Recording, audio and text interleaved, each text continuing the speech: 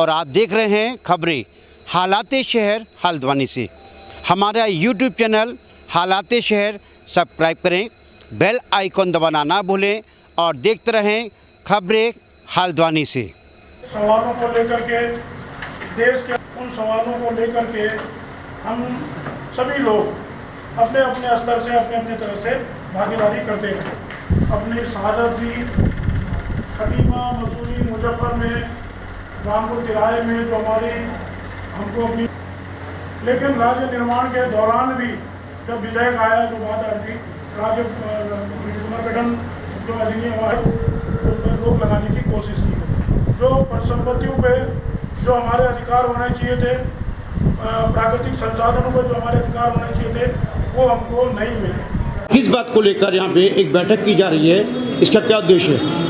नहीं, उद्देश्य क्या है कि उत्तराखंड राज्य निर्माण के 20 साल हो गए हैं और जो जिस उद्देश्य से उत्तराखंड राज्य का निर्माण हुआ, जिस अवधारणा को लेकर के हमारे शहीदों ने 42 से ज़्यादा लोगों ने अपनी शहादत दी, खटीमा, मसूरी, मुजफ्फरनगर में हमारी माँ बहनों को अपनी इज्जत गंवानी पड़ी। उस 21 साल के बाद भी जो शहीदों के सपनों का जो उत्तराखंड था, जो राज्य के जनता की जो जनअपेक्षाएँ थी, वो पूरी नहीं हो पाई।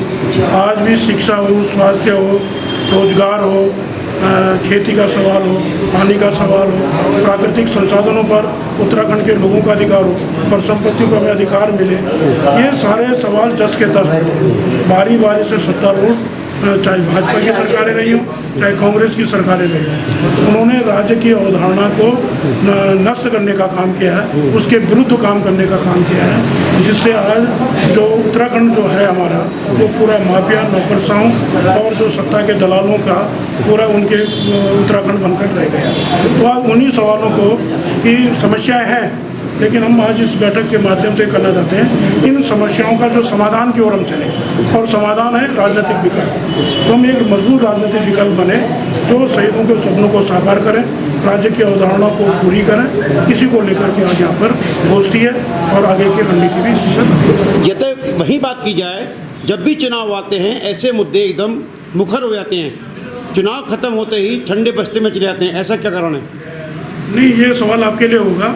जो राज्य की अवधारणा से जुड़े सवाल हैं, जल जंगल जमीन के सवाल हैं, प्राकृतिक संसाधनों पर अधिकार के सवाल है, भूमि की लूट का सवाल है, इन सवालों पर लगातार राज्य बनने से पहले और राज्य बनने के बाद उत्तराखंड की जनता लगातार संघर्ष करती रही, लोग संघर्ष करते रहे।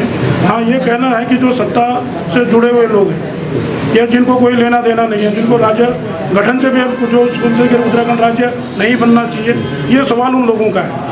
बाकी सवालों को लेकर के लोग लड़ रहे हैं, जेलों में जा रहे हैं। 42 से ज़्यादा लोगों ने ऐसी शहादत दी थी, सैकड़ों हजारों लोगों पर मुकदमे दर्ज हुए, जेलों के अंदर गए, तो वो ऐसे ही नहीं गए। ये उन लोगों का सवाल है जिनको केवल सत्ता की मलाई खाना है, सत्ता में भागीदारी चाहिए, सत्तेदारी में हिस्सेदारी चाहिए, ये उन लोगों का सवाल है। बाकी लोग उत्तराखंड के और पूरे देश के जो सवालों पर लोग लड़ रहे हैं, संघर्ष कर रहे हैं और सरकार के दमन का शिकार हो रहे हैं। वहीं बात की जाए, सन 2002 में भू कानून लागू करने की बात की गई थी, उस समय विरोध किया गया था। आज वही लोग भू कानून लगाने की मांग कर रहे हैं।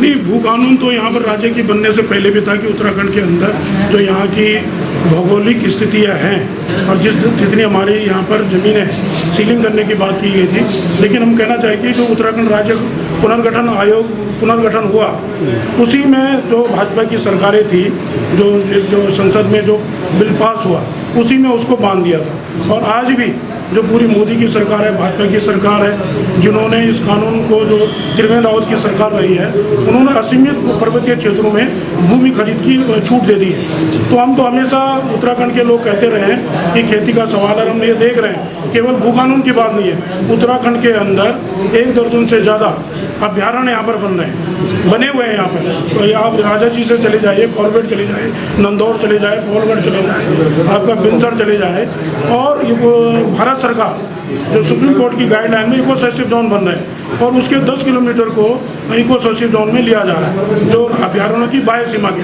तो हमारी ज़मीनें तो वैसे सिकुड़ती जा रही हैं। तो हम भू कानून का मतलब यह है कि उत्तराखंड के अंदर जो उत्तराखंड के लोग हैं, उत्तराखंड की जमीनों, जिस दिन बंदर बांट हुई नैनीताल के अंदर हमने देखा, हरीश रावत की कांग्रेस की सरकार ने यहाँ पर 1 रुपए की लीज पर पूरी ज़मीनें दे दी।